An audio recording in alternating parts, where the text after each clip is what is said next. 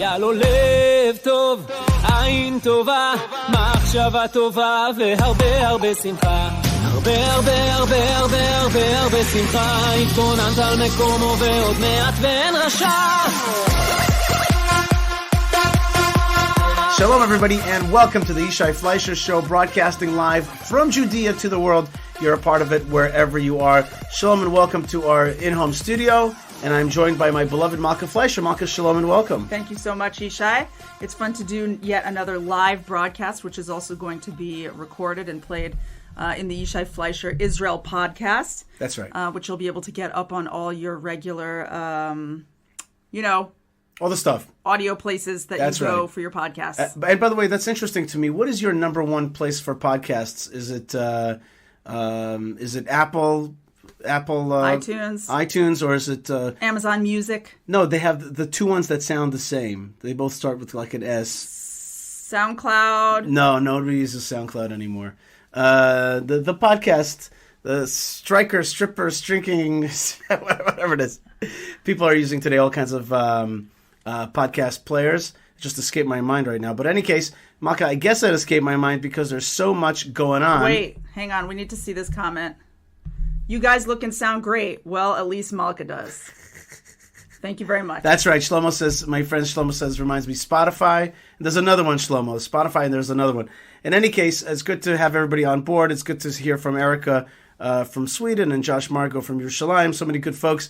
Let's get to it. We all know that there's some very intense issues right now.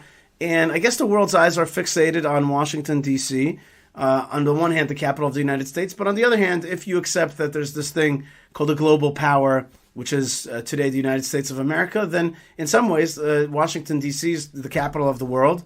And indeed, it's under a great tension as folks tried to storm, actually tried and succeeded in storming Congress. And you see condemnations really from wall-to-wall condemnations of what happened. There are people who are dead. There's one person confirmed dead at this time and three more potentially. Wow. Yeah, so there was real violence. What a day. We were like headed toward our jammies last night. Yeah. And then we basically stayed up for like another 3 hours following this story of allegedly pro-Trump, anti-Biden supporters who believe that the election in the United States was stolen from President Trump, who ostensibly came and stormed the Capitol building. And we watched this story unfold like this, right, with our jaws on the floor. Never before, of course, have we seen anything like this. You also have never seen anything like that. And it was just such a shock. And, Yishai and I were very active on social media, particularly on Twitter, as we've mentioned here before. And so watching like the commentary pour in on this event and on Trump and also on Israel and on what it meant to be a Trump supporter and what kind of people you must be if you ever said anything that was pro-Trump or supported Trump in any capacity. So it's like a battlefield out there again on social media on the Trump issue. And it couldn't not be, right? It had to be a hot issue today. And you see these videos coming in of what was going on. People sitting in Nancy Pelosi, the Speaker of the House of the United States, sitting in her office, sitting in her chair, somebody with an envelope from her office that had her name on it. Somebody trying to walk off with a podium. That's the one where I started to be like, how can this be real? Like, where are all the security people? People are just walking around with like seriously important items from Congress. I don't know. It was hard to digest. Yeah, and Josh Wander writes there are 4 dead, and other people are saying that there's definitely a big carnage over there, and that's really horrific. This show here, our Yishai Fleisher show, broadcasting from Israel, it's not about America. This is not a show about America. This is a show about Israel. I'll make one comment on this whole thing, which is as a person who who is coming from an Israel-centered point of view and is concerned about how American issues impact Israel, and that's where I'm coming from. The one thing I want to say is like this. Clearly, these kind of riots are abhorrent, and it's not tricky to condemn such a thing. Although at the same time, I don't know all the facts, and I'm not going to be the first person who knows all the facts. What I do know, though, is that the last 4 years of the Trump administration have been amazing for Israel from my perspective. And these include many, many issues that have been dealt with in the last 4 years. And as I've said before, we used to live with a lot of lies. The lies of the United Nations being a legitimate organization, the lies of America being pro-Palestinian and giving money to what in the end would be terror against Jews, murder of Jews, the non-recognition of Jerusalem, the continued abuse of Jonathan Pollard, and many other things.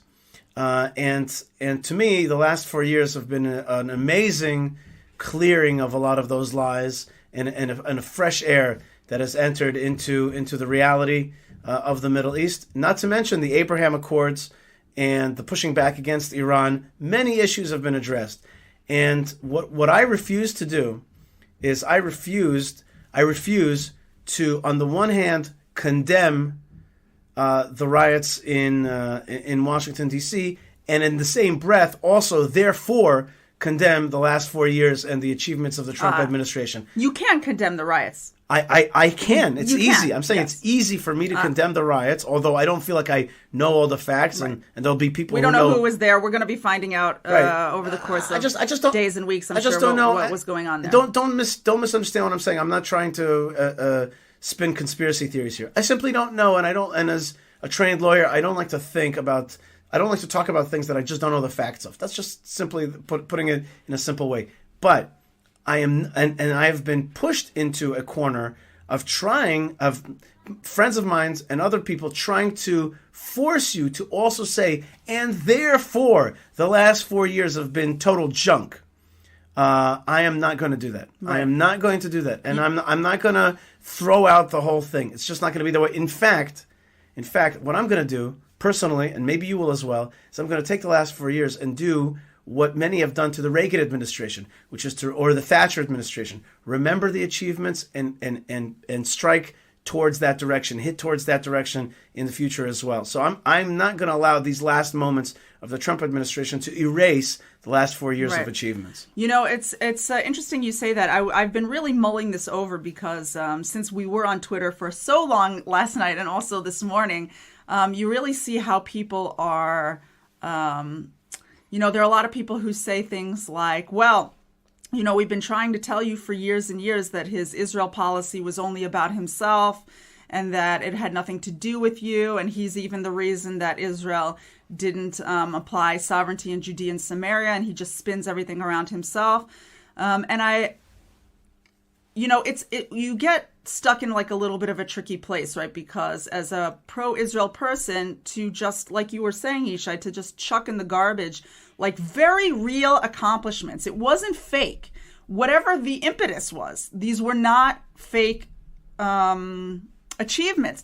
One of the things we wanted to mention today on the show is that Sudan finally signed the Abraham Accords. Now, it's so sad because Sudan signing the Abraham Accords is so meaningful, Malkah. Right. And one of the reasons it's so meaningful is that in the 70s, it was Khartoum, the capital of Sudan, where the Arab League met and they signed the famous 3 no's: no normalization, no negotiation, no peace with Israel. Right. So the symbolism is like astounding. And instead of the whole news being full of that, and instead of it being like, it's been said before, but instead of it being said like, Donald Trump really deserves that Nobel Peace Prize, instead it's a day where everyone's talking about lunatics who entered the Congress, right? And that is legitimate. That did happen. But the real, for us here in the Middle East, this is like so earth-shattering, life-changing. These differences. Changes. These changes that it's just like, wow, and like we have to focus on them. But Yishai, what I was going to say is that like, the accomplishments are so real, and yet, I watched this video yesterday that Trump made to like send everybody home. He's like, go, everybody go home. You can't be rioting in the Congress, basically. But he also used the opportunity to talk about how the election was rigged and how they won by a landslide and how it was stolen and that it's rightful that Americans would never accept such a thing. And that's a little bit of a separate issue, but some people made it some people after viewing the video said even here, President Trump wouldn't just take the opportunity to make peace and to calm things down. He used it as a political platform. And after all of these things, I got to thinking and I was like, well, who can we compare this man to? Because on the one hand, it is unfair to chuck all these like profound accomplishments in the garbage. On the other hand, you can't ignore that this is like an American leader unlike has ever been, right? Like he's the Black Swan. I don't know. He's like a different dude, and some people's distrust of him, I could see it. Okay, right. I just wanted to say that I came to the conclusion of who we should compare him to in history that might give people a little perspective and allow them to see him for who they believe him to be, which is a guy who's like maybe a narcissist, right? And to also accept the fact that he has accomplished these brilliant things and is a person who will go down in history for accomplishing these great things. And that is King Herod. King Herod was also a dude who was, if you just Google him, okay? King Herod was a guy who killed people, many people, including his own wife, who he then regretted it and saved her body in a vat of honey so that he could go and speak to her and like be with her still, kind of. And at the same time, any of you who've been to the Western Wall in Jerusalem have visited King Herod's fantastic structure. Any of you who've been to Ma'at Machpelah, who've been to the tomb of the ancestors in Hebron, has also marveled at his incredible timeless work, which has stood for generations and will stand for generations through its brilliant architecture. And everyone knows about his incredible commitment to building up the land of Israel and creating glory in the land of Israel again. And yet nobody is incapable of recognizing his insanity, basically.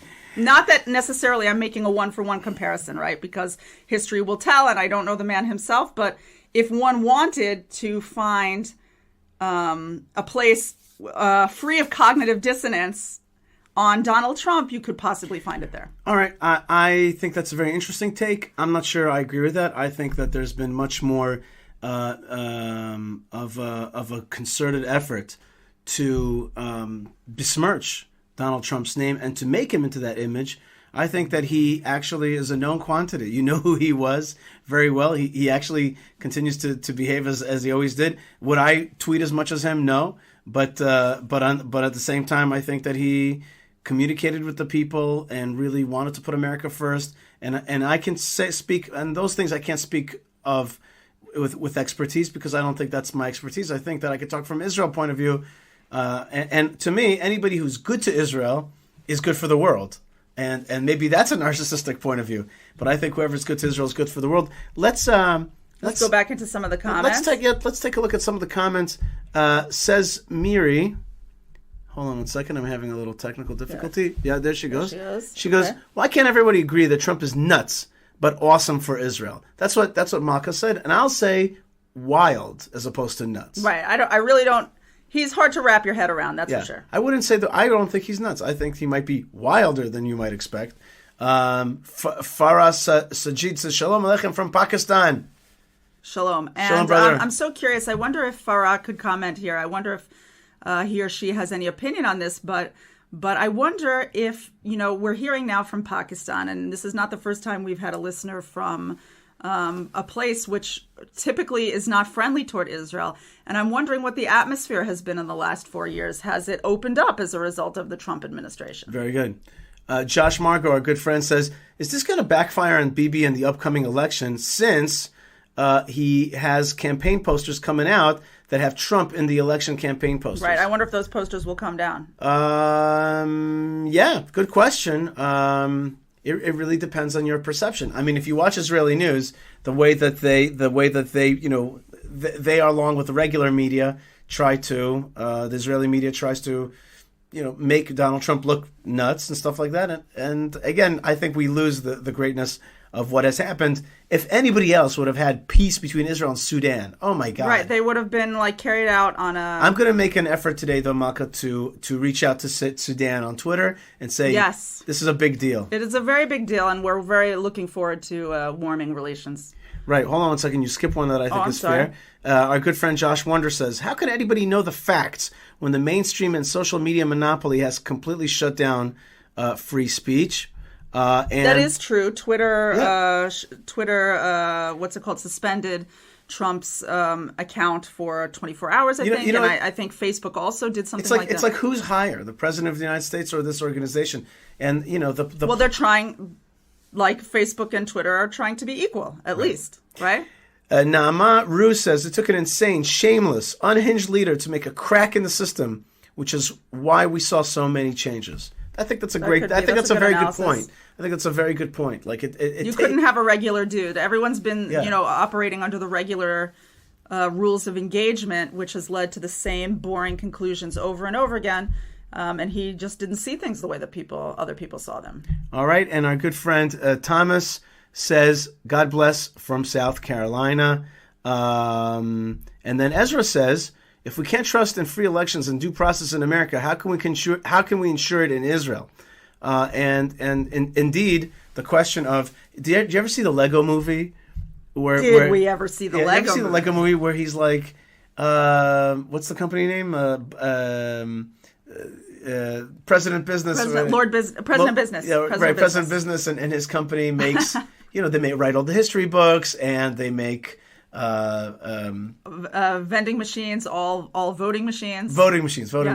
And so, when everything is dependent on a voting machine and on things that are ethereal and not exactly something that if it has a chip in it, or it has... That's not all, though, Yishai. I'm sure that election fraud could happen in a paper ballot way also. Oh, yeah. And, sometimes I think to myself, sometimes I look at our generation and I'm like, wow, everything has become so cynical and negative and dark.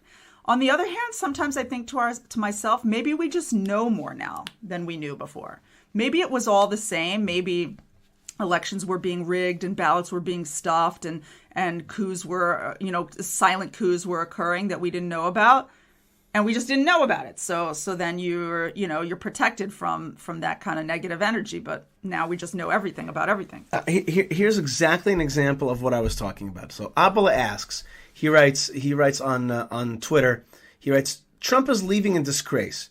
Can tying him closely to Israel hurt in the long term? See, that's exactly what I'm talking about. That's where we're putting now. They want to loosen those bonds and be like, you don't want to have anything to do with this guy. His whole legacy is just dirt. And therefore anything he did during his legacy is evil. If he's evil, everything he did is evil. How do you say in English... Pagum or Nagua. It's tainted. It's defective. Right. And I'm like, no, come on. Right. And that's you're right, Abale. Yeah. You're right that this is going to be a narrative which we're going to have to fight.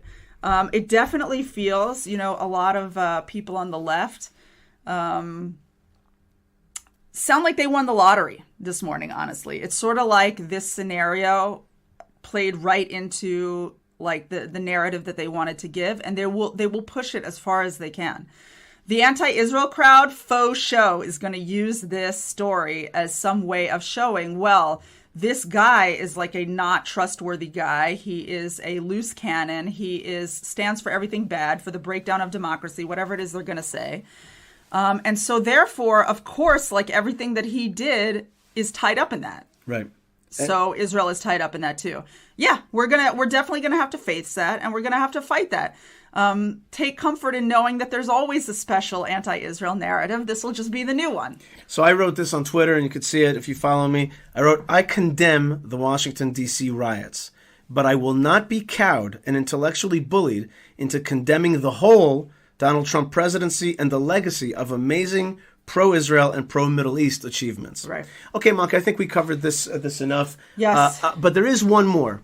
There is one more topic, and our good friend Liad is touching it. Is touching it right now. And he says, when will American Jews wake up it's painful to see. And I think that what Liad is referring to, and I think it's something that Carolyn Glick has now written about as well, which is there is also now a rift that's happening.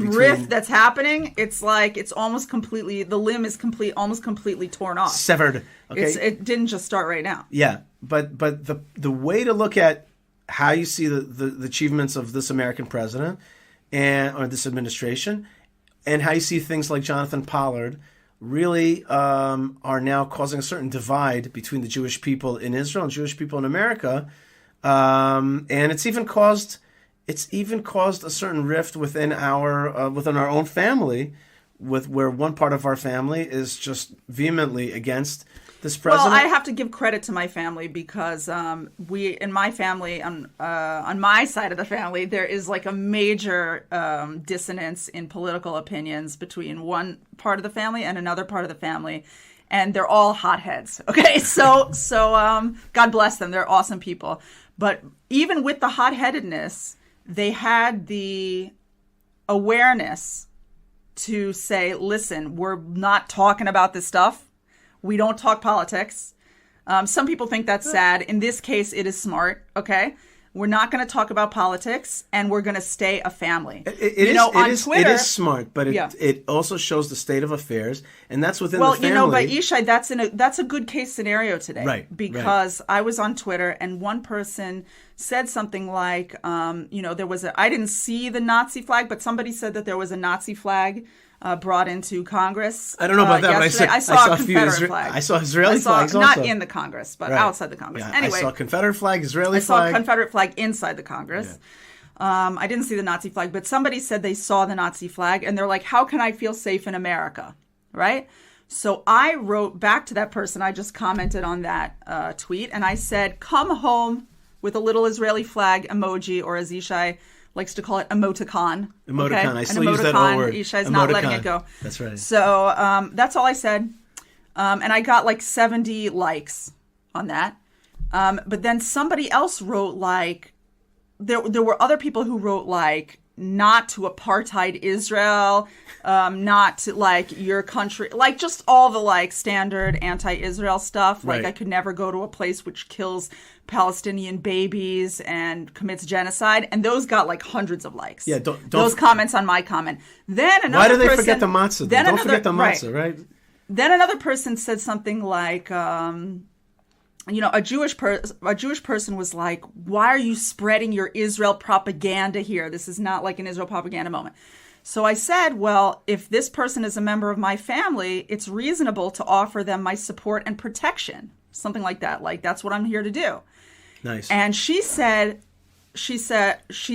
how are they your family? I said, well, they're Jewish, right? If they're Jewish, they're my family. And she said, well, I'm Jewish, but if you support apartheid Israel and this like Nazi leader or whatever, then you're not my family, right? And that's like exactly what's happening. Right. Basically, there are people who are deciding, and incidentally, this isn't just happening to Jews. I mean, we've talked about this before on the show. This is happening in people's private homes, non-Jews as well, people who decide that based on their politics, they're not family anymore. And that's how divided politics have become. Thank God here in Israel, that kind of ethos, as far as I can tell, has not come, even though there is heated debate still about Prime Minister Netanyahu and the future elections, which are coming up. And I think there's another thing. I want to say something honestly and openly. Let's be real here. And this goes back to my friend Liad's question, Rabbi Liad's question, which is, what's going on with American Jews? It looks like right now we're going to have one of the most anti-Semitic, anti-Israel Senates and Congresses ever.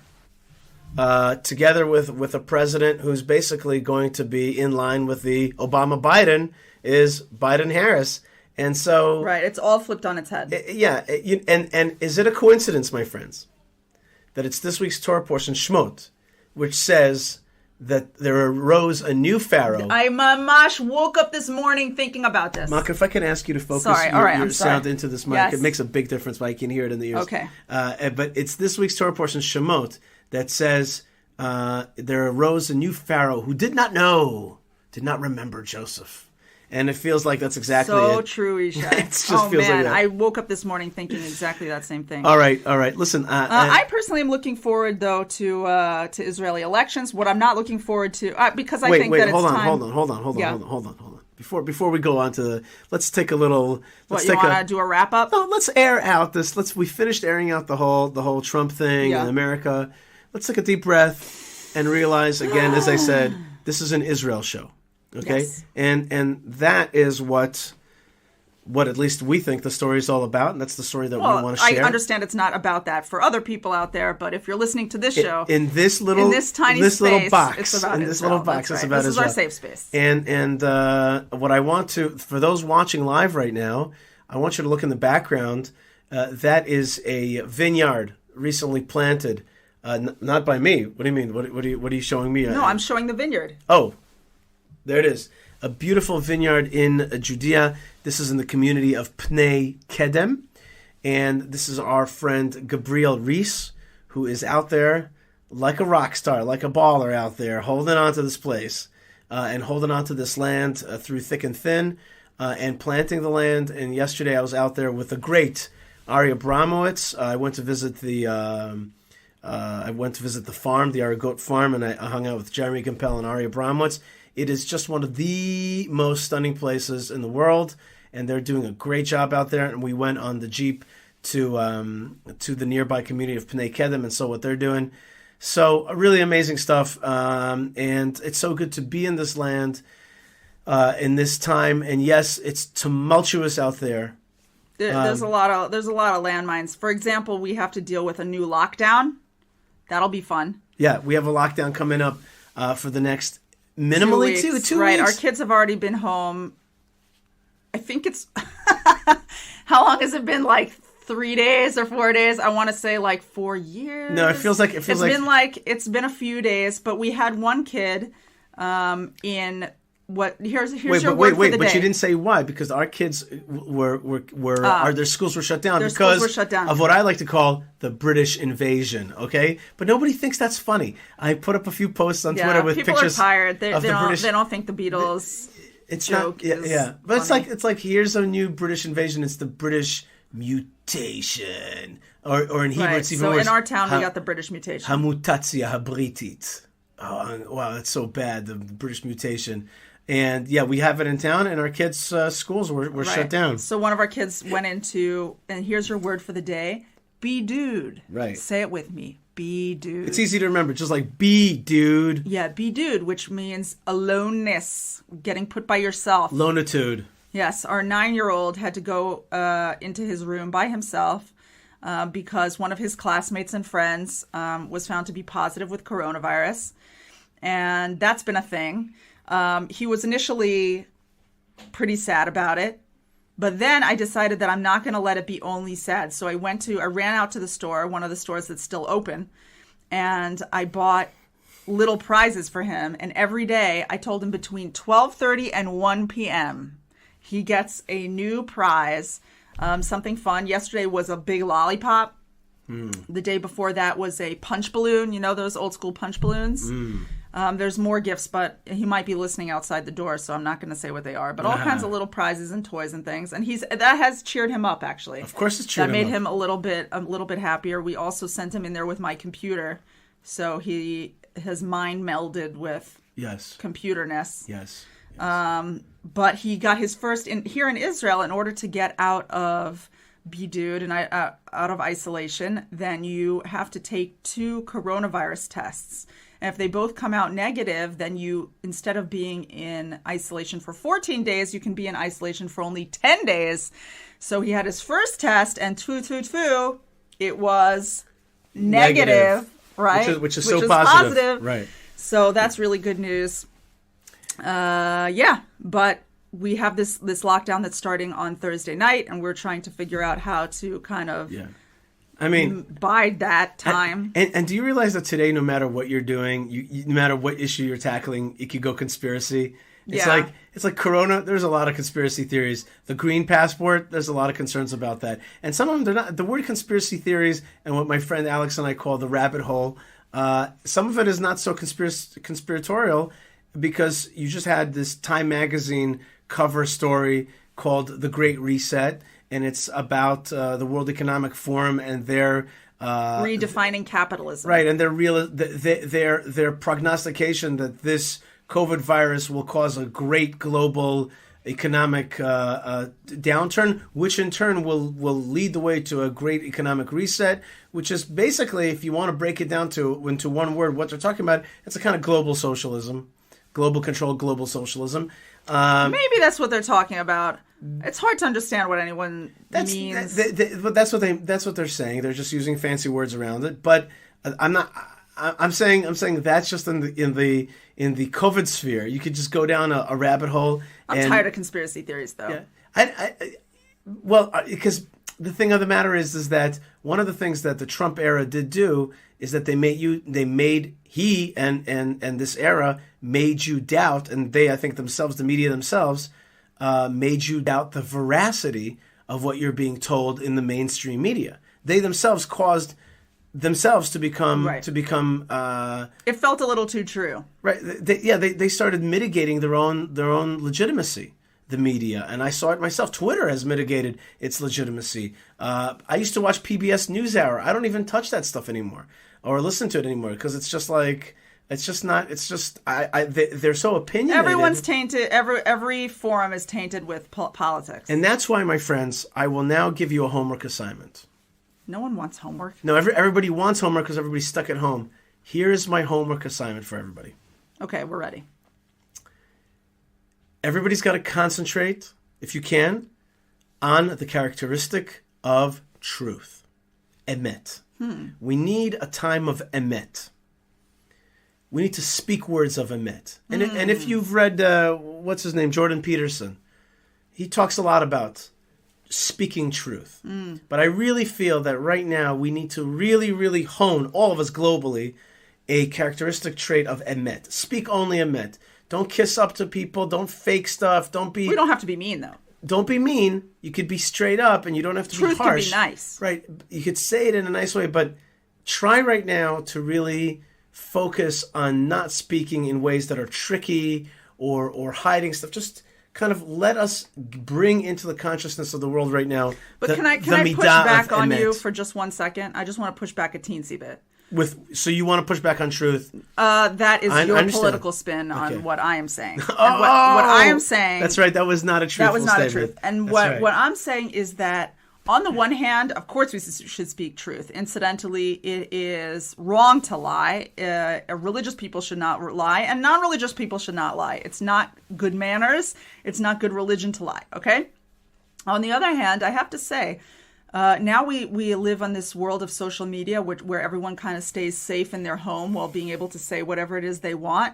And I know that there are a lot of people out there who really think that they're speaking the truth. And their truth is like getting a cup of acid in the face.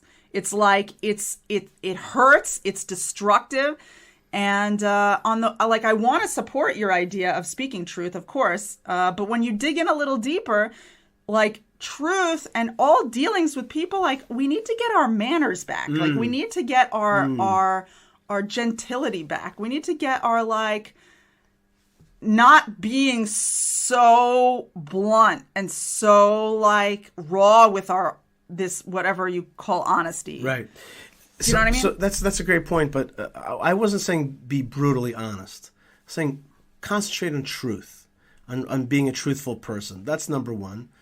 And all of us have ways to be a little bit crooked and a little bit straight. I'm thinking about my own, whatever I did that seems a little bit crooked. So now, it's good to... Are you a crook? You're not a crook. He's not a crook. You're not a crook, but you can in small ways, the evil inclination could get you to be a little bit crooked. That's number one. Number two, what was I going to say? I had an important point to make here, but I was thinking too much about... truth, but I agree with you. And here's the point number two.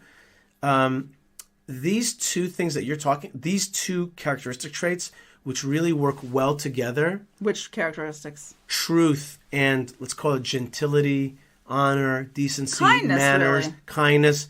That the great mixture, the great admixture of those two traits is Moses and Aaron. Moses, man of truth. man who does not sway from the truth. He gives it the way it is. Aaron knows how to present it more gently to the people, be more diplomatic, more genteel. I like that word, genteel. And I think that those two energies, when they come together, that's when there's great success, which is truth, but wrapped up in sweetness. But as you see, though, those are partners, not unified in one single person. That's right. As the great teacher Mary Poppins told us, a spoonful of sugar makes the medicine go down. The medicine is the truth. Helps. Yishai integrity. Helps the medicine go down, okay? And so that's what we're doing here. You are listening to the Yishai Fleisher Show. We are live right now on Facebook, on Periscope, Twitter, and on YouTube. And you'll be also listening to this, if you'd like, on the Yishai Fleisher Show on the Land of Israel Network, and also on my stream, Yishai Fleisher Israel Podcast. Really easy to connect with us on all the major platforms. I forgot before, Stitcher and Spotify. That was the two S's that I was looking for. And Google Podcasts, Amazon, whatever it's called, Amazon Podcasts, Amazon Listens, whatever it is. And also on YouTube now. We're also putting up all our shows up on YouTube. There's great ways to connect. And we really love it when you do connect. We actually have a lot of great sponsors for the show. I want to talk about that for a second, Malkah, because our sponsors are not just sponsors. They're really people that we believe in, and they're doing great work. Let's start with Prohibition Pickle. Okay, Prohibition Pickle makes great pickles and great herring. They brought us a new kind of pickle. It's called bread and butter pickled zucchini, which on the face of it might sound weird. Right. It's so good. I just got a little salivation. Thinking about the bread and butter pickles, those are really good. I like their sweet things that they make. I like the sweet pickles. Okay, so there's delicious stuff at Prohibition Pickle. Check them out on good Instagram. Hot sauce. That's right, lovely hot sauce. I was just talking to the owner of Prohibition Pickle, and we really like Chaim. And we told you on the show recently about Dude Shemesh. We taught you this word, Dude Shemesh. He said that next time we have to upgrade to their next hot sauce, which is called Gehenna. Gehenna sauce. Okay, Gehenna means hell, of course, and that's a Jewish name. But if you go to Prohibition Pickle on Instagram or Facebook, you can order stuff inside the land of Israel. Sadly, he's not flying yet. Chaim's stuff is not flying. It's flying off the shelves, but it's not flying to other countries. Yes. But if you want to order for yourself, or for a loved one, or for a dear friend, or for a favorite show host, wink, wink, okay? Then you could, of course, order Prohibition Pickle. That's one. Another good friend of ours is our friends Simcha and Rachel Gluck, who make the most delightful creams, moisturizing organic, creams. Full of great herbs. Malkah, speak a little closer. Full of all the great, good organic ingredients that you want in your skin. It's called Salves of Jerusalem. Okay, Salves of Jerusalem. And the Salves of Jerusalem, they will, as we say, our tagline for them is mind the myrrh, okay? Mind the myrrh. And they do ship all over the world. They do ship all over the world, and you will just get a little bit of that the glow. The smell of soul Jerusalem. Glow, okay? Or we say the Mo glow, Moses glow, that you can get. Soul glow. Just let your soul glow, okay? And you will love it. So that's at salvesofjerusalem.com. Put in coupon code Yishai, bang, 10% off, and that's going to be amazing for you. What else, Malkah? Salves of Jerusalem, I said. Prohibition Pickle, I said. What? Which one? You got Tchelet. That's right, Tchelet. Okay, here I am. I'm wearing my Tchelet tzitzit right now. There they are. You can see them. Okay, my true blue Jew. There's nothing like being a blue and white Jew wherever you are. And it's an amazing feeling to fulfill the commandment of having four-cornered garment with a tchelet string in it, which is made from a dead snail, okay? And the squished dead snail on the corners of my garment makes me feel awesome because I am alive and biblical and doing it right. And that's TEKHELET, tchelet.com. You also get educated there about tchelet. Put in coupon code Yishai. Bang. What is it? 5% off over there at Tchelet. It's not cheap, so 5% is nice. That's right. 5% is meaningful. So that's Tchelet, and definitely it's an amazing feeling if you haven't done it. And then Blessed by Israel. Blessed by Israel. You can be blessed by Israel. If B-U-Y. B-U-Y. When you buy stuff from the land of Israel and it comes to your home, imagine that Amazon thing coming to your door, that pack, not Amazon, the package comes to, the shipment comes to your door and you're like, the light of Israel has come to me. If you go to Blessed by Israel, buy yourself, I don't know, olive oil or other cool things that are there, and put in coupon code Yishai, bang, You get 12% off, which is amazing, of products shipping from a lot. Israel to wherever you are. And then finally, I am the international spokesman for the Jewish community of Hebron. Well, not finally. Hang on. There's one more. Oh, there is? Yes. Boy, Yishai, your beard is feeling so soft and smooth. Smells good. That's right. You're talking about... Olive male. Olive male. I'm married to an olive male. Oh my gosh, Malkah's in fine form today. Olive male is like alpha male, but it's olive, and that is awesome beard balm made by our good friend Eitan. And this beard balm will give you Hebrew masculinity, okay? And you will move from being... You put that with the tzitzis? Foof. Yeah, you're moving from being just a plain rabbi to a sage or a chacham, okay? It really depends. And it works for both Ashkenazi and Sephardi beards. Or for Gentiles who love the land of Israel, when you will have that beard infused with the earth and the air, the moisture of the land of Israel. Man, you'll be hopping in your giant pickup or whatever it is that you're driving out there. Okay, and if you put on coupon code Yishai, bang! I think it's actually coupon code Yishai 10. You get 10% off. You're fat. That's a beard balm. And I'm not just only I don't only promote it, I am also a client, okay? Okay, and of course, the Jewish community of Hebron. Yes. Oh, yes. After you're wearing tchelet, and you have the beard balm, and you drink some wine from Blessed by Israel, and you've moisturized... Your skin is all smooth. By bombs, salves of Jerusalem, then you can come visit us at the Jewish community of Hebron. And the Jewish community of Hebron is the place of the tomb of the forefathers and mothers. We keep the place strong for the rest of us. We keep it open for the rest of us. And the Hebron Fund is the wing that gets your support and makes Hebron stronger. If you want to be part of the brave Jewish community and keep it strong, keep it open for the rest of us, hebronfund.org. So it's really fun to represent all these great companies and organizations. They're doing great work. Please visit them. Put in the coupon code, and that's awesome. And also another way that you could be part of it all is just going to YishaiFleisher.com, hit the support button there. It's called Join Yishai and Strengthen Israel. Right, and of course you can sign up for Yishai's weekly newsletter, where you get all the good stuff, all the highlights of what he's done during the week, and we have lots more coming your way. Right, and there's always articles and videos and radio coming out, and my good friend Moshe gets it out to the world. So thank you to Moshe, to Ben Bresky, to Tabitha for getting the content out. And it's really, you see, it's a lot of effort. And thank you, Malkah, for joining me today. Yes, and I know it's a lot of effort to make it happen. So thank you, all of you out there. We're not quite done yet. There's just one or two other issues that I'd like to tackle. You have another issue you want to tackle? Because I have an issue. Go. Do you have another issue? Maybe it'll inspire a new issue for me, and we'll just keep going and going and going. Well, I put up a new article this week at JNS, which is called... it's important. I can't believe it came all the way to the end of the show. Yeah. I wanted to talk about it. And the article is called 7 Reasons for the Arab World's Post-Jihad Movement. 7 Reasons for the Arab World's Post-Jihad Movement. And I think it's a really fun article because this article lays out some of the reasons that are working on the psyche of our Middle East brothers and sisters. And I'll read out to you the list quickly, but I won't get into it. And check out the article yourself on JNS. And you could just look up my name. Number 1, states running jihad as their platform for how to run a country. What inspired you to write this article? Well, what inspired me to write this article, Malkah, is that I am concerned with how the Arab world is thinking. And I'm looking at the Abraham Accords and wondering, I think actually you partially inspired it because you asked me... That was not even a setup. Right. You said to me, what is this all about? What is the reason that all these Arab states are turning towards Israel now and signing on the Abraham Accords? And I realized that the Abraham Accords are really part of a bigger phenomenon within the Arab world, which is a movement away from jihad. Let's call it from jihad to prosperity. That's what I would say. Let's call it from jihad to prosperity with love. And from jihad to prosperity is a movement that's happening right now. One of the main reasons is that jihadist states themselves are a disaster. Okay, they're not working well.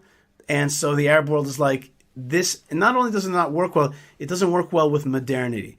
Because modernity doesn't let you go capture land and become stronger through being a hegemon and a land conqueror. Can't do that today. You can be stronger through industry. You can be stronger through partnerships. You can be stronger through education. But conquest is just not so cool right now. So they've kind of realized that it doesn't work anymore. So they've switched from jihadism to prosperity. That's one.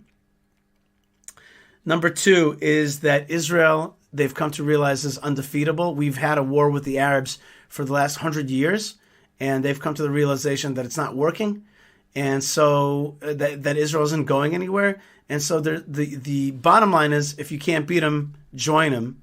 And Israel's not to be fought with, because that's not going to work again. And then not only that, it ends up hurting you. It ends up hurting the Arab countries for fighting with Israel, and that's a very important change in their mind, because if you're like pro-Israel, you're going away from jihadism. Oil, they used to have oil, right? Predominantly they control the oil. Today, they do not predominantly control the oil anymore. There's American oil, which is actually the number one oil producer in the world, etc. And there's also something called peak oil, which is the realization that oil is a limited commodity, and therefore they got to find other ways to make money. Moving on, different technology, right? Which is, again, partnerships and prosperity. That's the way to move forward on that. And you can't pay for the jihad any longer. Big bad Iran, that the Iranian regime threatens the Arab Sunni regimes, and they realize that they need a united front, and they need somebody strong that can help them. It's not going to be America, it's going to be Israel. Israel is the local power player, and so they're turning to Israel. So it's both a realization that Iran is the real enemy, not this little Jewish state, and also we need this little Jewish state to fight against Iran. So that's number 4. Number 5, there's a new generation of leaders that is people like Mohammed bin Salman and Mohammed bin Zayed. These are thinking differently. They are done with the past, especially Mohammed bin Salman, who has allowed women to drive in Saudi Arabia. He's a radical. And also that was a joke. That was a joke. And he's building an incredible new city called Neom on the Red Sea. I like that name. Yeah, Neom. I want to go there. Neom. I think that is... And what's insane is that I might be able to. That's right. Amen. But don't you understand? It's so unbelievable. 10 years ago, you couldn't, that would be such a joke, the thought of going, you'd make a joke about going to Saudi Arabia. Like bin Laden comes from Saudi Arabia. You could never dream. It was so far away, it wasn't a thought. Right. And now it's I think to myself, I wonder when Neom is going to be built, and I'm looking forward to going there. Right. Neom is actually, it comes from the sound that the light phaser makes in Star Wars.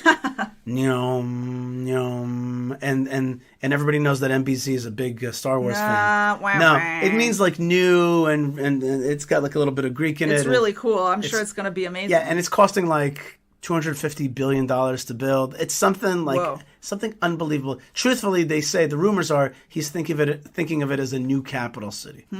It's so biblical, building, and he built a new capital.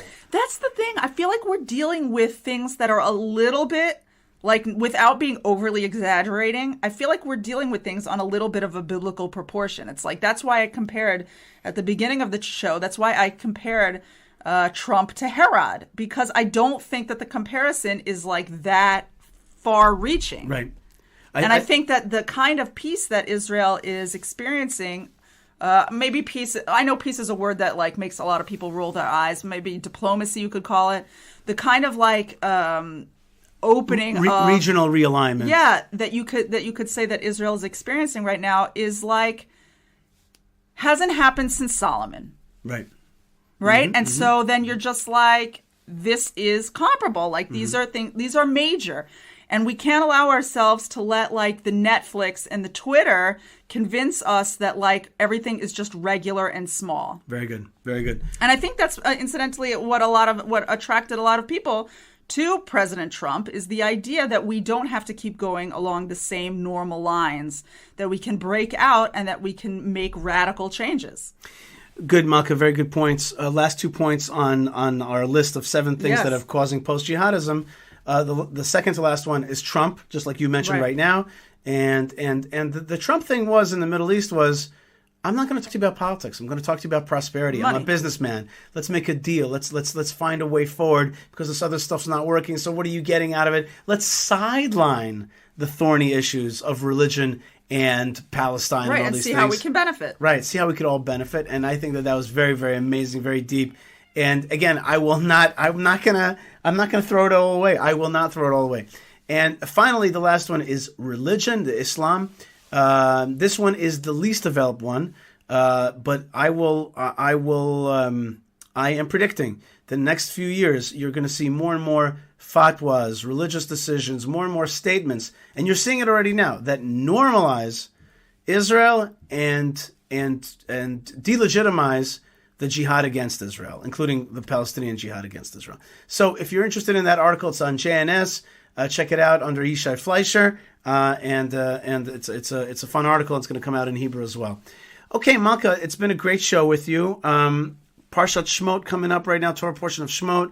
We're moving from the Boca Raton version of Egypt to the enslavement and the persecution version of Egypt, and then we're going to move towards what the book is really all about, which is redemption. Let my people go. Yeah, when Moses was down in Egypt's land, let my people. They worked so go. hard they could not stand. Yeah, and they were persecuted, and then God remembered them and He heard them. And then what we're going to have is we're going to deal with the Exodus, and with the Exodus together, we're also going to deal with a new amazing thing that's going to come in this book, which is halacha. God is going to give us freedom through responsibility and through where's Mike Feuer when you need him? Through added layers of personal responsibility and connection. And hacks, basically life hacks about how Hashem created the world and how to maximize this existence on the planet. It's interesting you call it a life hack. That's interesting. There's a part of that for sure. But it's also service. It's also freedom through service of God, the creator of all things. So that's happening right now. And Daniel Bright writes Hebrew. I think that has to do with Brexit. Oh, Hebrew exit. He means Hebrew exit, which is the Jews leaving Egypt and coming back to the land of Israel. So yeah, so maybe I would call it Egypt exit, or maybe Hebrew exit, whatever. That's really good. So that's about it. Malkah Fleisher, I want to thank you for listeners to the podcast. Stay tuned because we'll have Rav Mike Feuer on the Torah portion coming up next with, I'm telling you this week, wonderful understandings and chidushim. Wow, great. So stay tuned for that. Again, I want to thank Tabitha, Moshe, and Ben Bresky. For those of you who are watching live right now, if you're interested in the Rav Mike Feuer discussion about the Torah portion of Shemot, please just go down a post to the last or a post or two down, which I had my discussion with Rav Mike. You'll really enjoy that.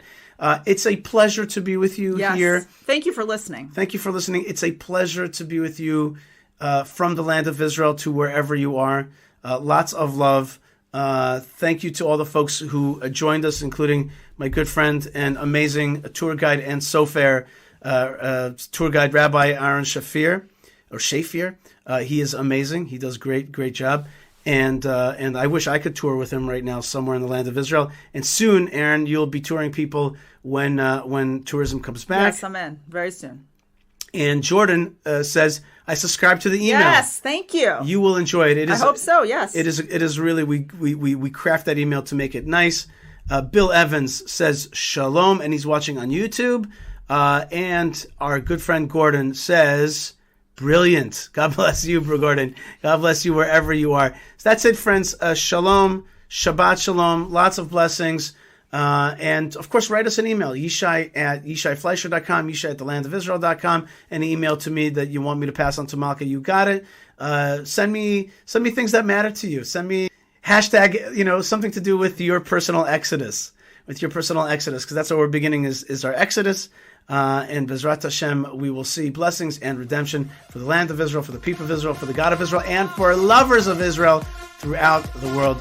Shalom, shalom, and blessings from the land of blessings. Shalom. Malkah, thanks again. Thanks again. Have a great week. Shalom, everybody, and welcome to the Yishai Fleisher Show, broadcasting live this morning from Judea to the world. You're a part of it wherever you are. Shalom and welcome to Rav Mike Feuer, who joins me today. Rav Mike, shalom and welcome.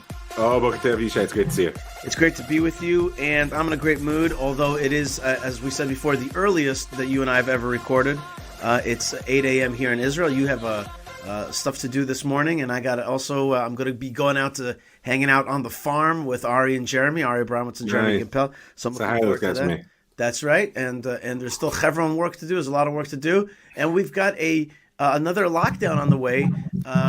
And I think I wrote on Twitter. Nobody thought it was that funny, but I wrote thou shall 3 times a year thou shall shelter in place. Three times a year thou shall shelter in place.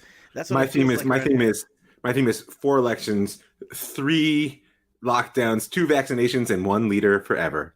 1 leader to unite them all. Who's the leader? You can work that one out. Okay. I hope it's the Ribono Shel Olam. Oh, halavai. I think it's the Ribono. I hope it's the Ribono Shel Olam B'ezrat Hashem. But I hear what you're saying. We have Rav Mike. We have a big Torah portion. It's one of those densely packed ones. And the thing is, it's a little bit like Spaceballs, where you go to ludicrous speed because it goes from it's got the whole intro is super condensed, and that is we've left the forefathers and mothers in the land of Israel. We've left that whole story of their sojourns in the land and their children and their issues and their wars and their struggles, right? The interpersonal issues that we find about the forefathers and mothers. And divine paths that they forge. And also now it's locked in. Abraham, Isaac, and Jacob. Isaac, and Jacob. It's locked in. It was actually locked in one of the last phrases that Joseph says. He says, the God of Abraham, Isaac, and Jacob, he'll bring you out. And the bringing out now is going to be from here on end. We're basically going to be dealing with the yearning to leave Egypt, to go to the land of Israel, the sojourns in the desert. From here on, from the book of Exodus to the very end of the book of Deuteronomy, we're outside of the land of Israel, only yearning to go in with a small little jump into the land of Israel by the spies. But basically that's it. Like we're in a different zone altogether, and we're also going to be not yet, but we're soon also going to be in the zone of commandments, in the zone of this is what you should do as a Jewish person following the laws of the God of Israel. This is the stuff. The stuff is going to come down. The sages call the book of Shemot Sefer Geula. Bereshit they call it Sefer Yetzirah, right? The book of creation, which is its own explanation. Shemot they call Sefer Geula, the book of redemption. And I think that you nicely put your finger on the 2 elements of what it's meant to teach us. Tzipiyah Geula, that expectation for redemption. This is a story book, Shemot. We don't get there. We get out, but we don't get to. Right? And the other half of redemption is to remember that redemption is to enter into a new level of service. Right? It runs counter to much of Western culture, which conceives of freedom as nobody can tell me what to do. But the Torah's concept of redemption is actually entering into a higher level of service, a service which really actualizes aspects of yourself in service of which could otherwise remain untouched for all existence. So those 2 pieces of redemption are right there, as you said, in the law, and in that expectation that we have a destination toward which we're moving. Such an important point you're making, Rav Mike. Such an important point about redemption being a higher level of service and therefore a higher level of responsibility. And self-actualization, therefore, because like I said, there are parts of the self that cannot be accessed except through service of other. Mm-hmm. It's just a reality. And also, just there's a higher demand, there's higher achievement. That's just something... Yeah. You learn performance for sure in yeshiva. You learn it in the army. When you're pushed to the limit, you get amazing new results. Hence the fact that our first meeting of the day started at 8 this morning. That's right. And it may be an awesome trend. Maybe we'll just keep going back and back. We'll do it. Well, have a sense that next week time is going to get even tighter. So we'll see what we can do. All right, we'll do our best. So we said a lot of stuff about the book of Exodus and redemption. We talked about the new Torah laws, but there's one more thing which is kind of funny to skip over, which is there's a guy. As you said before, there's one leader. There's a dude. There's a leader. There's a man. Right? There's a man. There's someone, and I'm underlining the word one. There's a guy, and he's going to be the man that is going to be responsible for this redemption, and that is Moses. Yes. Right? There's a person that's being kind of forged, a little bit like Theodore Herzl in the sense that he's coming in from the outside, coming in. we hear about the story of Moses, and I think I don't know about you, but I like the intro to movies. I like the setup. I like the character setup a lot of times more than the play action afterwards.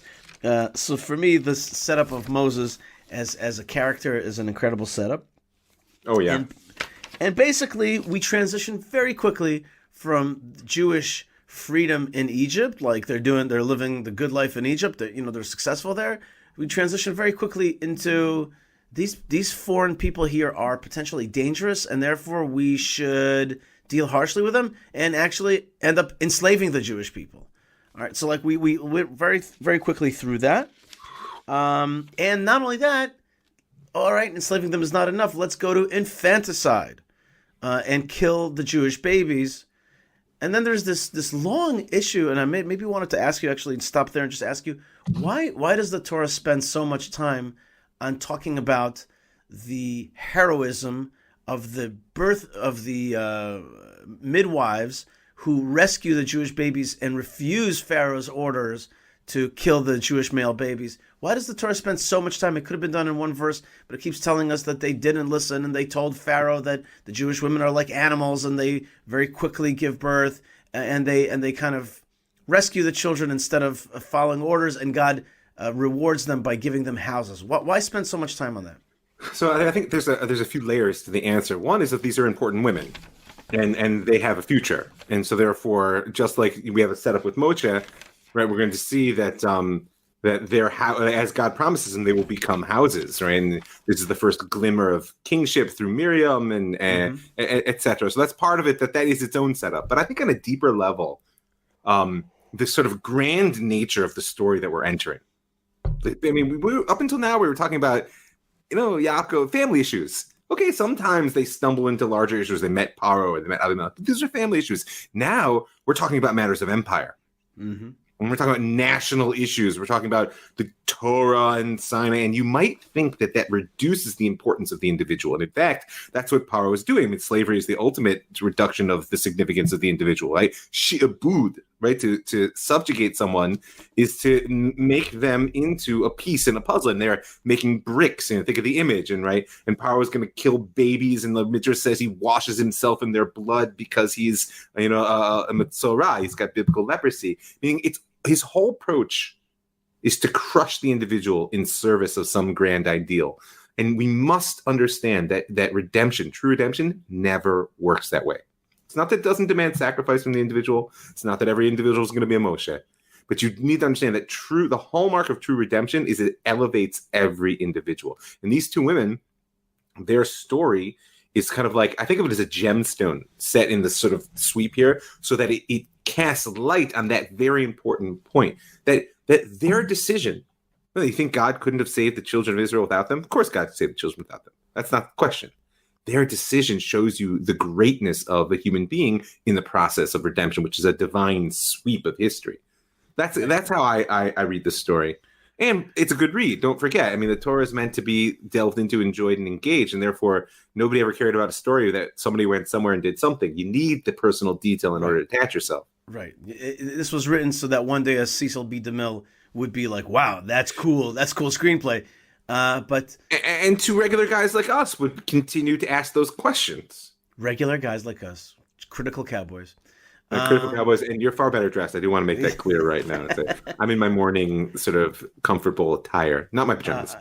This is my morning comfortable attire. I'm not sure what you mean. Anyway. That's because you're from New York and I'm from Ohio. And we're in the land of Israel. Remember, we're in the land of Israel, so we get to do what we want. Nah. Right. Now, the other thing maybe about these midwives is really maybe it's the beginnings of the story. I think you said it, but I'm saying it in a different way, which is, there's courage there. There's a big dark empire that is squashing the people's will, and most people are going to conform, and resistance is futile. And yet, even within this moment, there is people who refuse to do that, refuse to follow. They are refuseniks, if you will. And they're gonna see a higher value, and I think that's really the other part, and that's important today. And I'm not getting into conspiracy theories, but it's important to stay critically thinking. It's just important. Let's just put it. I'm keeping it very short. Let's just say, in an era of mass everything, and mind the issuing of how we're supposed to think. It's important to stay critically commercialization thinking. of consciousness. Wow, that's a powerful statement. That is a powerful statement. That's how I think of it. But we were saying it's not just an observation; it's a guiding principle. Like, what does it say in the pasuk? I'm here in the first chapter of Shemot, the 17th line. It says, "V'tirena miyaldot et Elohim v'lo asu kasher diber aleim melech Mitzrayim." They feared God and didn't do what the king said. Right. That's what brings redemption. If you have a deep fear of God, now I'm going to talk about fear in terms of like anxiety and trembling. I'm saying God is your context. You know that everything that you do is seen and cared about by God. And therefore, when the king, not just the king, the God king, Pharaoh, right, comes to you and says, you will do this. You're saying, but God sees me. Right. And God cares about what I do. Right. And that's my standard of decision. It's never more important than it is now. I think that G-O-D, God, is definitely the ultimate marker, but there's another related marker. It's another name of God, but it's a way to think about things, which is there's also truth. There's emet, and sometimes emet comes in conflict with something that's issued out there, and that's why I'm saying you have to be like, are you a person of emet? Yeah. Yes, and the emet is going to be seen ultimately, and your sacrifice will be ultimately seen by God. But like, there's a characteristic of emet that you have to sometimes fight for, and it it may not. You very well may be get in a lot of trouble. For example, in my family, my parents were both actual refuseniks from the Soviet Union. It would have been much easier to conform. But what guided them was truth, was freedom, and was a loose sense of God, but a strong sense of Jewish destiny, maybe. Yeah, but I think in that sense, it takes it out of the particularly religious context and makes it part of the human conscience. Like you said, emet is a name of God. Right. If you feel yourself accountable to the truth, even if I don't agree with your definition, I'm willing to work with you. Very good. Very good. Now, famously, we all know that the boy was born and he's hidden for 3 months. And I say the boy without calling him Moses because at this point of the tale, there's like no names. We just know this is from the tribe of Levi. And he's born, he's hidden for 3 months, can't hide him any longer, and he's put on the river. Speaking of God, the Nile is like a god, is valued like a god in Egypt. And he's put at the mercy of the Nile, shall we say. Will the real God protect him? And he makes his way, and we've all seen the footage in Prince of Egypt, etc. And he makes his way into, ducking hippopotamus bites and stuff. He makes his way into the palace, and there, the daughter of Pharaoh, Batya, or Bitya, there's two ways of pronouncing it, but in this case she's just called Bat Paro. She goes down to wash, and she sees this teva, which also has a few different meanings. One of them means letter, a letter. She sees a letter, a word. Right, I think it could be a letter also, but in any case, she sees like a word, which is like okay, like there's the word, but most simply she sees in the plain text is she sees a little floating box. What do you want to call it? Little box, yeah, little basket, little box, yeah, basket, little floating basket, right? But it also reminds us of Noah's Ark. It reminds us of Noah's Ark. There's something floating there, and the whole world's destiny is tied up with that little floating thing. And she reaches out, and the Medrash goes out of its way to say that when she reached out, her like hand lengthened like Plastic Woman. It's like do do do do do. I just think of Inspector Gadget, but I get the Plastic Woman. Inspector Gadget, sure. Go Gadget arm. That's right, and the arm reaches out. Now, why do you think the sages and the Medrash? What's the truth behind this long-reaching arm? Why is that important? I think it actually connects to the dual meaning of the word teva that you already alluded to. Because go back to Noah for a second, right? Noah, where there's a story of the whole world gets collapsed into the teva. The whole world gets collapsed into the physical ark, but also the whole world gets collapsed into his word, meaning his story.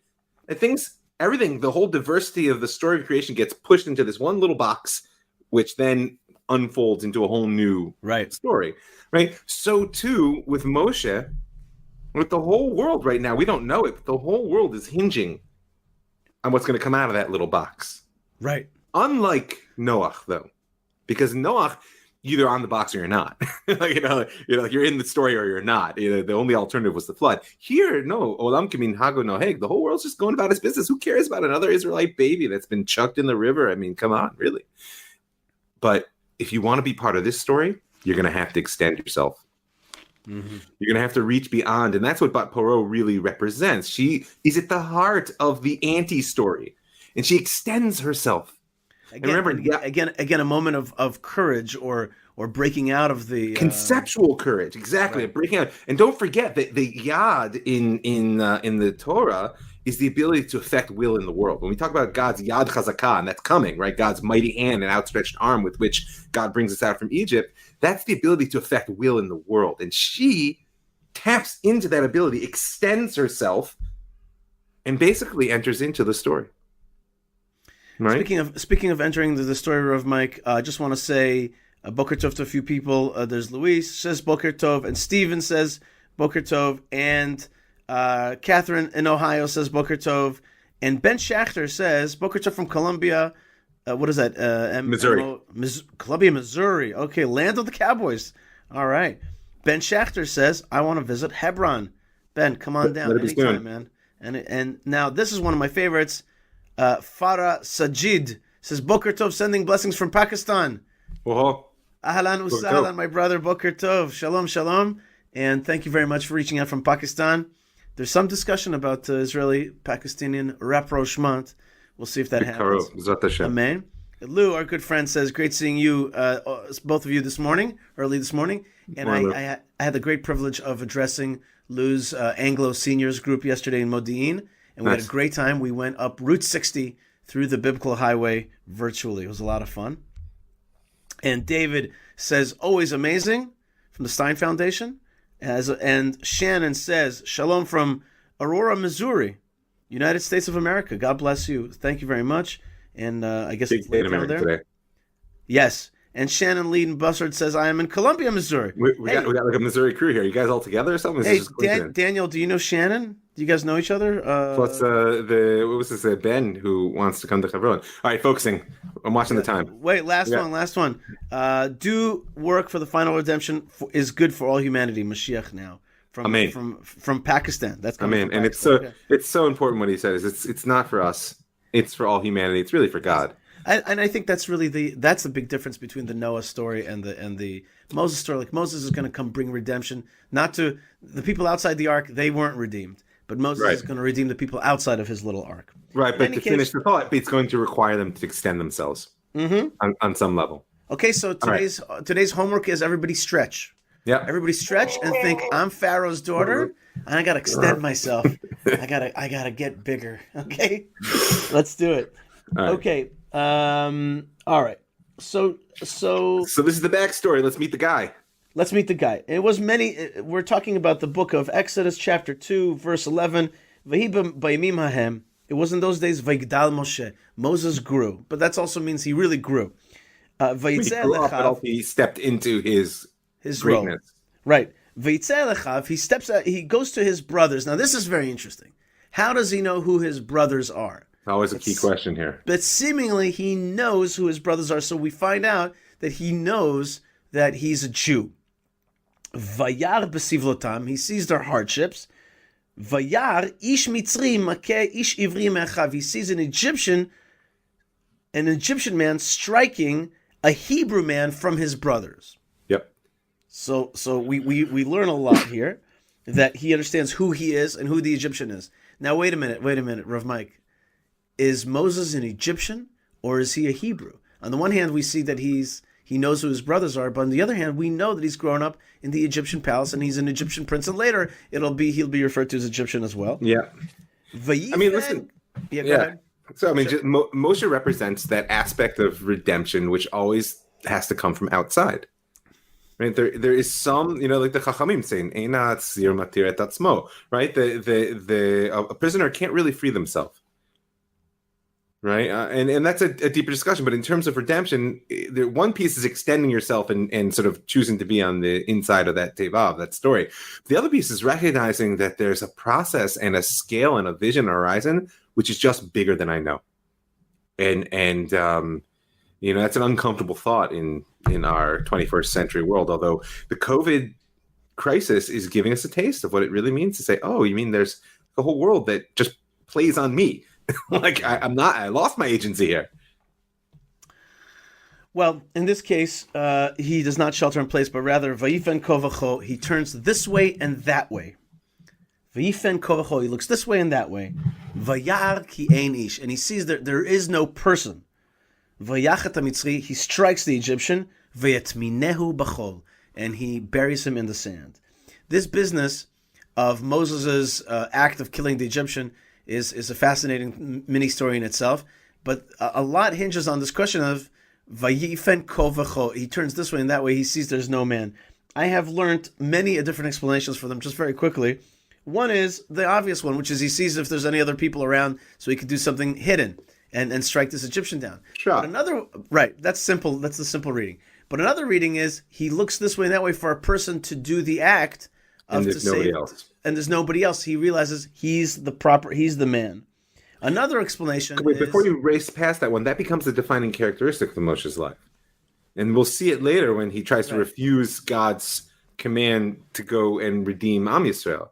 Is that Moshe's humility is rooted in the fact that he doesn't want these things for himself, but he's unable to shy away from a situation in which he recognizes that there's no one else to do what's right. There's no one else to do it. You got to do it. You're called to do it. You're called to duty. The other one is that he looks this way and that way. The midrashic explanation is he looks through he sees all the generations of this Egyptian, and he sees that they're valueless. That it's not going to come out of him a person.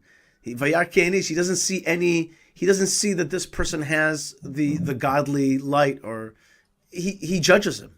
He judges it. And, Rashi puts it in a way which might be a little bit uncomfortable for people. He says, right, that there's no one who will convert, won't join Am Yisrael. But in context of what we're speaking about, I don't know that conversion is so literal, but rather it's a statement. There's no one who's going to join the story. This guy's a dead end. Right. He will never, nor will anything that comes from him extend itself.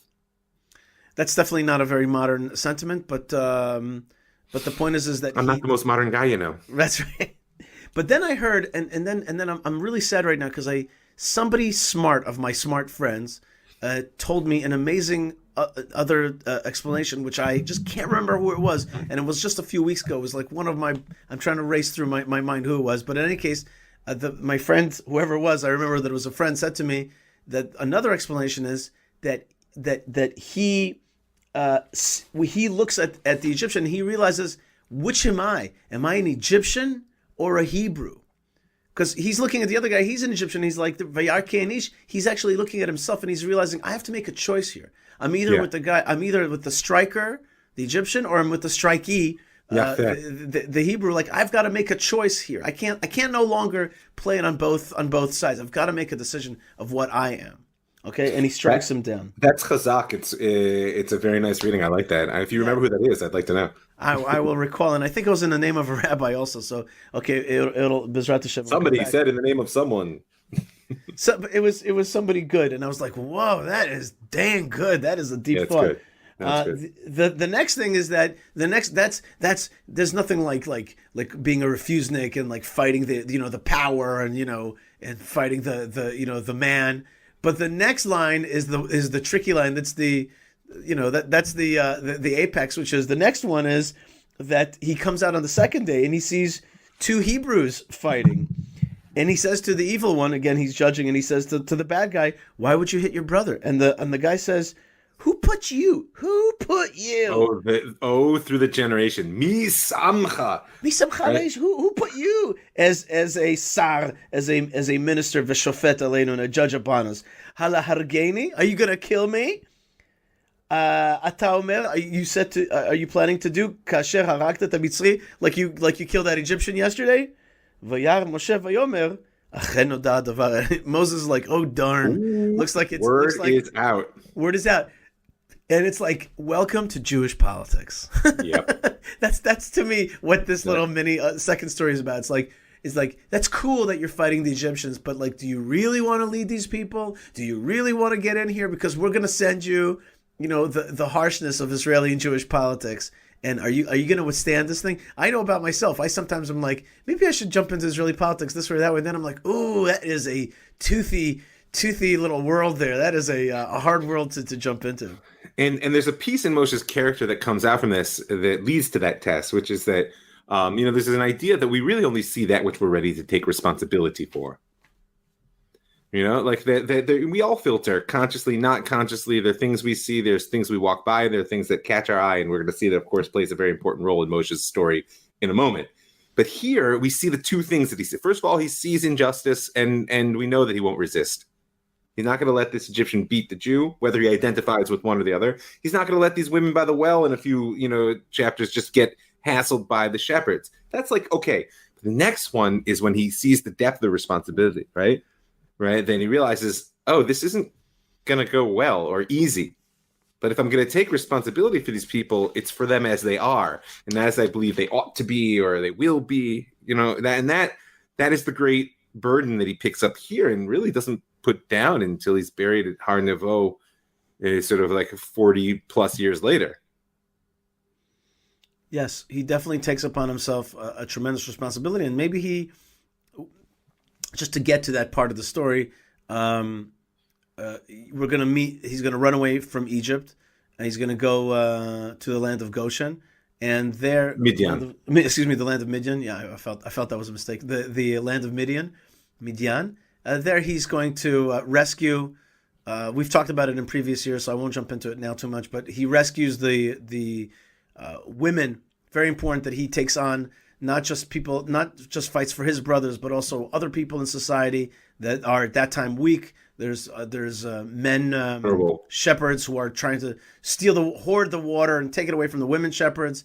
And he rescues them. By the way, I'll never forget that I was in some motel or something watching National Geographic, and there was literally a program about women trying to get water from wells and like bad shepherds keeping them away. And I was like, no. You're like, wait, where's Moshe? Moshe's coming. Yeah. I see him coming. It was like, yeah. At the end, they brought like some high tech to draw water closer to them and stuff. Anyway, but God, after all these stories, God picks Moses. God will pick Moses, and he'll draw him in to what you could see behind me.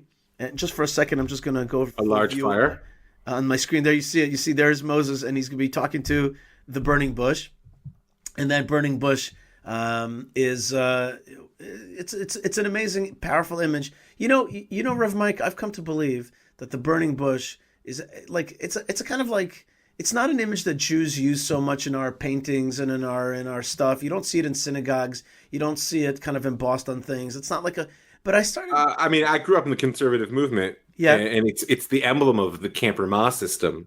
So maybe that's your experience. It hasn't been mine. Okay, great. No, that's cool. That makes me happy to hear that. Right. Is the sort of slogan of Ramah. Why? We can go into that, but that's cool. Okay, no, that's actually making me happy because, and I'm glad you told me that because I started thinking to myself, you know what it is? It's really the early version, the kind of prequel to the menorah. It's like there's a fire. It's an eternal flame. It doesn't get. It will never go out. And even if the menorah goes out, there's a menorah in heaven. There's a menorah. The Jewish people are light. There's a menorah, and there's going to be energies that want to quash it, want to put it out. And I'm telling you right now that the whole story is the eternal light. That's the gig here. Yeah. And here I'm talking to you from the eternal light, and the eternal light is going to later become the menorah, and the Jewish people are going to be an eternal light, and like that's the message that I want to send out to you. But in order to make that eternal light really manifest, then I need you to go down to Egypt and get your brothers out. Like you've shown a volunteer. You got the fire. He's shown he's got the fire in his belly. No, really. He showed he's got the fire in his belly. That's right. That's right. And then what happens is a process of refinement. It's a whole approach. One of the things that I do is teach leadership through the frame of the Tanakh. Mm-hmm. And Moshe is an archetype of one sort of particular type of leadership, but just watching his journey itself is instructive. And the most important thing in leadership, I don't know if it's the most important thing, but one of the absolute critical elements is you got to have the fire in your belly. You got to want it. That's, of course, what also leads leaders into this sort of ego trap, right? You got to want it. Why do you want it, right? Who do you want it for? Which is why Moshe Anav Nikol Adam, right, the most humble of all men, is also arguably one of our greatest leaders. But you got to have that fire in the belly to get started. Is there any way to get it, or not really? Like that's an interesting. You teach leadership. Like, is there any way to procure that fire, or? I think on some level, everyone has things that they're passionate about. So like when I work with people on leadership, the first stage is sort of self-leadership, is the clarification of values and a crystallization of goals and a sort of a coalescence of a vision for oneself. And in that, you figure out, well, what are the things that really matter to me? What are the things that if you push me on them, this is the hill I'll die on. These are the things I'm willing to go to the mat for. And in that, essentially, then you can light that, you can like stoke that fire. But yeah, on some level, everybody I think has it. Right. Or maybe on some level, well, I don't know if we have time to get into this, but maybe on some level, no, you maybe what you're saying is if you have it, listen to it. That's something. I'll give you an example. Many times I give a talk at like yeshivas, and there'll be like 30, 40 kids, American kids in Israel. One or two will come up to me afterwards and say, what do you think about going to the IDF, to the army, to Israeli army? Right. And I said, I want to tell you something. Look around this room. There's 40 kids, but only the two of you came up to me. You know why that is? Right. Because it's inside of you already. And I want to and I tell them always, I want to promise you that if you don't listen to that little voice inside that says go to the Israeli army, you are going to regret it and think about it for the rest of your life, because I've seen it. So just listen to my advice to you, and don't listen to me. Listen to the little voice that made you come up to me, because you're already thinking about it. That's what I meant by the first step being values clarification and crystallization of goals. You got to hear what it is you actually want. Where that comes from is an interesting question. I do believe part of it is the voice of God. I think that is your neshama speaking. Also, it's your sociology and your education, blah, blah, blah. But God is the keynote in there. Right. Okay, so you say God, and Moses will say, but do you have a card? Like, what's your name? Like what who exactly? It's nice to meet you. A little intimidated. Can I get some credentials? Can we get a little framing here? Can you give me you're very, very powerful, but can you put it in a little itsy bitsy living space? Like, can you give me a little? You love that phrase. It comes up every show. It's just very funny to me. It's a very funny phrase, and I think it's actually a very Kabbalistic phrase, right? Which is like, I think it's also indicative of a certain aspect of human experience. Mm-hmm. We have this sense of incredible potential and the limitations of like this, well put, or this. Ding, ding, ding, ding. So Moses is going to ask him, but Moses is going to ask him. He's going to say, "Well, what's your name?" And God is going to say one of the greatest phrases, which is, "Vayomer Elohim el Moshe eheyeh asher eheyeh." Oh, he said it. God says to Moses, "I will be that which I will be." Vayomer, and it keeps going. Kotomar livnei Israel, and this is what you should tell the Jewish people: Eheyeh shalchani elechem. That which will be, that which I will be, sent me to you. Now, to me, I always understood this phrase as a kind of, push off, a kind of like distancing, like when you ask me what exactly my name is, the answer is I am ineffable. I am not you cannot contain me. Don't put me in a box. Don't put me in a box. Or in a little me. chart. Right. And don't, so I will be that which I will be. So in other words, I am God. I created the world. I put you in bondage and I'll take you out. And I made you, and I'm Moses, and I'm sending you down there, and you're going to bring them out because that's my will, and don't challenge my will because you'll never anyway comprehend it. So that's like the way I understood it in the past. But this year, looking Which at I think is a good shot reading. Right. But as I looked at Rashi this year, it was exactly the opposite. God says, I will be with you guys in this exile, and good news, I will be with you in further exiles as well. And Moshe says, maybe you don't want to mention those further exiles. It's great. I love this Rashi. I was looking at it this morning. I was laughing, and just to say it again, which is like, God says, I'll be with you in this exile, and I'll be with you in further ones, so don't worry. And Moses is like, that is not like exactly the best way for me to sell it to them, because they have enough trouble as it is with their current exile. But the point is that what I thought originally was this like distance type of response was actually like, no, I'll be with you. I'll always be with you in the darkest of times, and even if the story has dark times ahead, like even a Holocaust, I will be with you. And this actually also opens out, I think, a very important aspect of the relationship between suffering and redemption, which is that what God's is a future tense, right? Will be. So on some level, it's also in the first person. So notice this is the one name of God that no one can say, so to speak, because it's the name of God which only God can say. Or it's the name of God which is experienced through the event of suffering and redemption, right? And the only way in which suffering has a hope for redemption is that suffering narrows by definition, right? When you suffer, think about it. Your horizon goes like this. You're just trying to get through. Everybody in COVID right now, we're locked down. We're sheltering in place. We're thinking about our tribe. We're trying to make ends meet. And that's real. I mean, please don't hear that as a criticism. I think it's just a reality. But the redemptive element of suffering is when the energy which is concentrated in that narrow space breaks out and recognizes actually there's something which has not yet come to be, which is coming into the world, that it's a birth pain that I'm feeling and not a death throe, right? Then Am Yisrael, you could have looked at Am Yisrael in Egypt and Moshe could have said, listen, I was just there. We're there circling the drain, but God, maybe you want to pick another people, right? Because they're being crushed. And God says, you don't understand the material you're working with. They're being crushed because there's the world's greatest empire sitting on them. But as soon as I break that empire, I will be that which I will be. It's going to be so big. And you know what? It's going to happen again and again. And each time you're going to think, oh, it couldn't get any worse than this. Listen, there's a lot of people right now thinking it can't get any worse than this, and God forbid, I don't want to go there. But I promise you that there is a bigger world which is attempting to come to be. There's a new name of God, which is why it was Moshe's question. It's not just a technical issue. They're going to ask which God sent me. What am I going to tell them? What's he really asking? They're asking like, what is happening, Moshe? Why has God started us out here and then sent us down for Egypt and slavery? And now what's happening? And the answer is, oh, you will see when you get there. It's going to be big. It's going to be huge even. Huge. All right.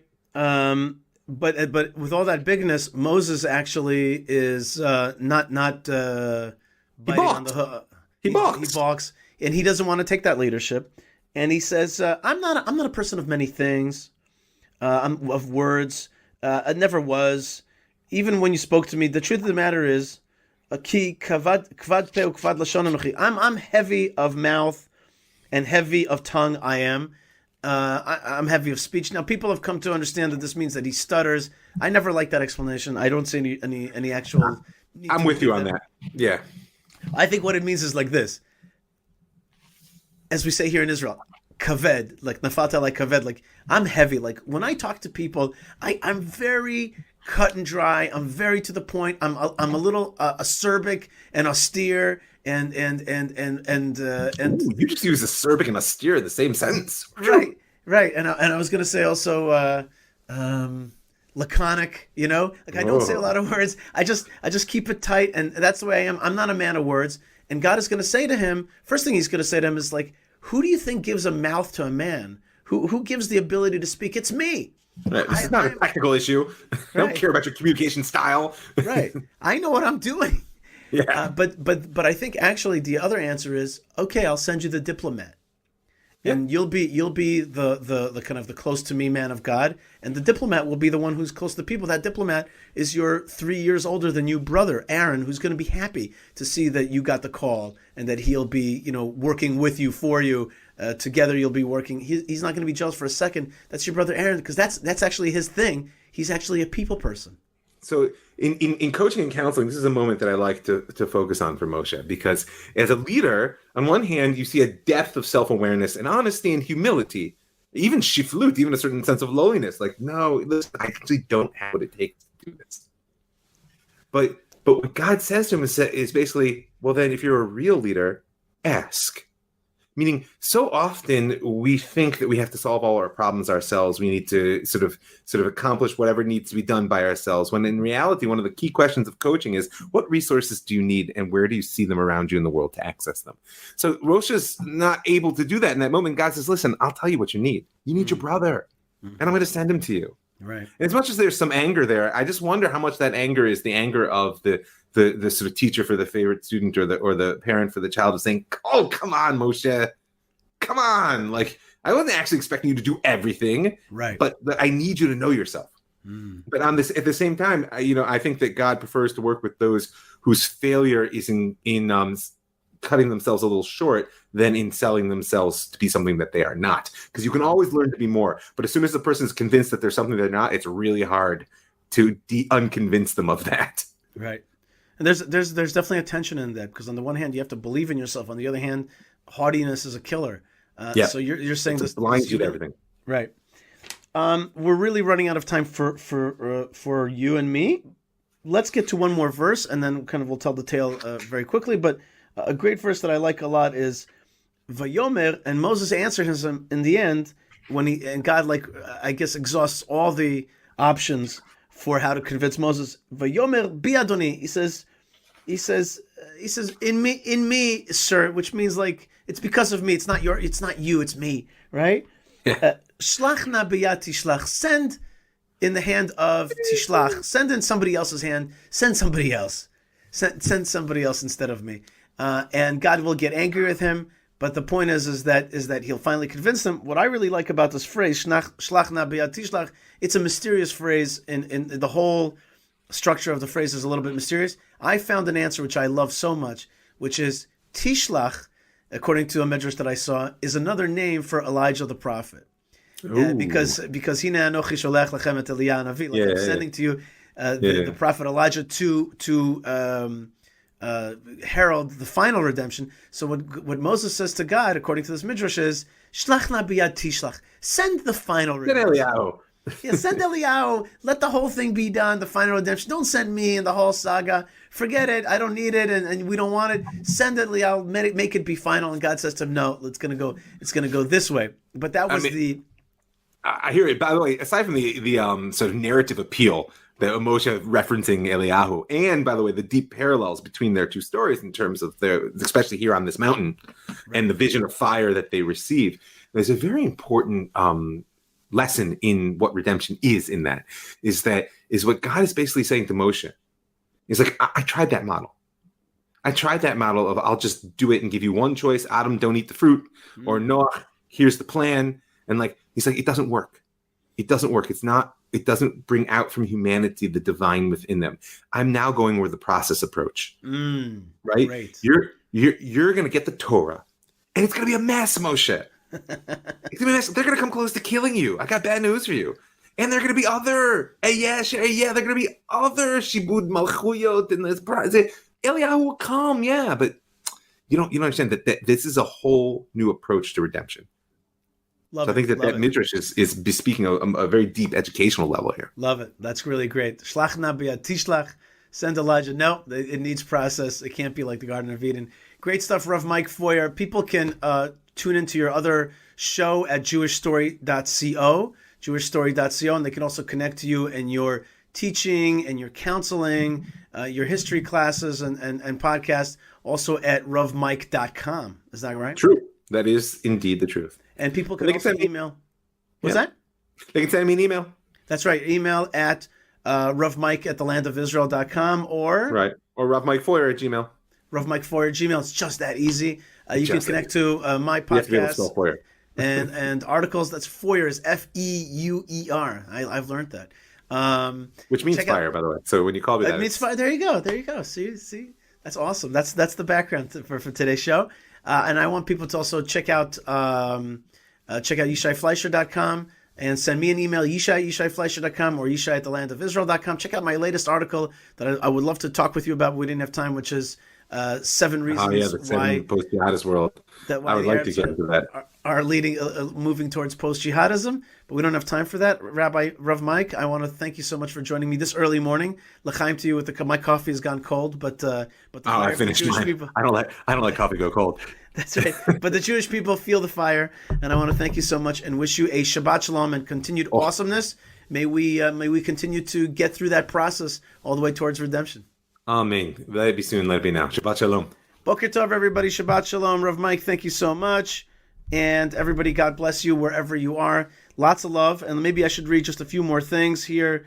Chaviva says, and the Jews are, or Lagoyim, the Jewish people are meant to be a light unto the nations, or channel for a light unto the nations. My good friend Lou says, do we know where the burning bush is located? Is it on Mount Chorev, as some scholars have theorized? I think the simple reading is it's on Mount Sinai. Now, there's some disagreement of where Mount Sinai is, but most people agree with the kind of tradition that Mount Sinai is in the heart of Sinai, what they call Jabal Musa or Santa Catarina, which is basically in the heart of the Sinai. Most people, there are some other theories that Mount Sinai is somewhere in the Saudi Arabian desert. I don't subscribe to that, but that's according to the verses, that's exactly where he saw the original vision of the menorah, of the burning bush, and that's where he came back and received the Torah later on. Chaviva also says, great early morning shiur. Thank you, Chaviva, for being with us. And Catherine says, my takeaway, the divine sweep of history. Toda rabba, Rav Mike and Yishai. Shalom. All right, everybody, God bless you wherever you are. Thank you so much for joining me here in the beautiful land of Israel. And we send you blessings from the land of blessings. We send you love from the land of love, where Hashem's eyes are upon the land from the beginning of the year to the end of the year. And there's no greater gift than being part of this great story, this great time. So shalom and blessings, and see you again soon.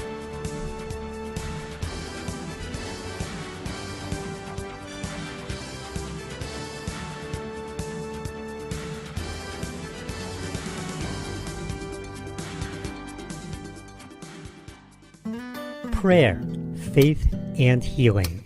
Find out about it from a Judean perspective.